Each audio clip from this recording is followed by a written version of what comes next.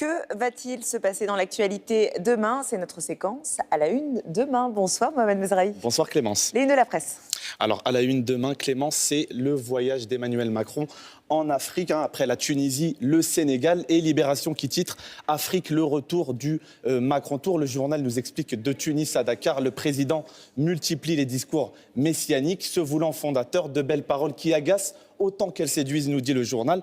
Et pourquoi le retour du Macron Tour? Tout simplement en référence à son voyage en novembre dernier. C'était au Ghana, au Burkina Faso et en Côte d'Ivoire. Le journal L'Opinion lui titre « L'éducation, l'autre guerre de Macron ». En Afrique, le chef de l'État qui entame une visite de 2 jours consacrée à l'éducation, une priorité en Afrique pour concilier maintien des jeunes sur place et développement économique. Et enfin, le journal La Croix qui lui titre « En Afrique, enseigner à tout prix » avec cette belle photo dans une classe de Palogo. Ça se passe au Burkina Faso, Clémence. Et La Croix, le journal La Croix qui nous dresse le portrait et nous raconte l'engagement de 3 enseignants du Bénin, du Burkina Faso et du Kenya à l'occasion justement de ce sommet du partenariat mondial pour l'éducation qui s'ouvre demain à Dakar, au Sénégal. Et puis, autre temps fort de l'actualité demain.